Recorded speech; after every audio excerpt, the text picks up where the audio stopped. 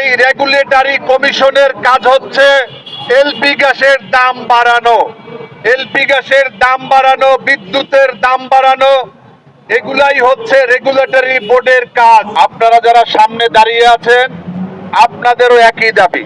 কারণ হচ্ছে আজকে সকালে আমার বিশ্বাস যে আপনারা এখানে যারা এসেছেন সবাই ঠিকমতো নাস্তা করে আসতে পারেন নাই। আপনারা এই শীতকালে সকালবেলা অনেকেই গরম পানি দিয়ে গোসল করে, সকালে তো রান্নাই করতে পারে নাই, গোসল করবে কিভাবে?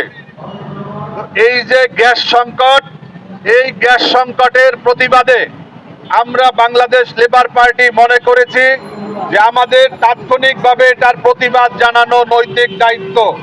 কারণ আমরা বাংলাদেশ লেবার পার্টি আমরা আনারস মার্কায় নির্বাচন করছি। আমরা যখন জনগণের কাছে যাই, জনগণ বলে যে আপনারা আমাদের জন্য কি দাবি করেছেন। আমরা তো আজকে গ্যাসের অভাবে রান্না করতে পারি না। আজকে গ্যাসের যে দাম, সেই দাম আকাশচুম্বী। প্রতি মাসে এই রেগুলেটরি কমিশনের কাজ হচ্ছে এলপি গ্যাসের দাম বাড়ানো, এলপি গ্যাসের দাম বাড়ানো, বিদ্যুতের দাম বাড়ানো, এগুলাই হচ্ছে রেগুলেটরি বোর্ডের কাজ। তারা কখনো দাম কমানো তাদের কোনো দায়িত্ব নয়।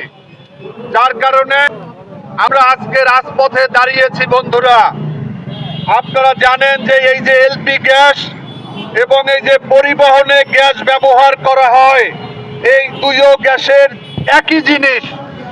যখন এটা গাড়িতে ব্যবহার করা হয় তখন বলা হয় এলপিজি, তখন তার লিটার হচ্ছে 59 টাকা। আবার যখন এটা রান্না কাজে ব্যবহার করা হয় তখন সরকার নির্ধারিত দাম হচ্ছে 114 টাকা। একই দেশ, একই জনগণ, একই সবকিছু, কিন্তু দাম বেড়ে গেল ডবল। আমরা কিছু জানলাম না, কিছু বুঝলাম না।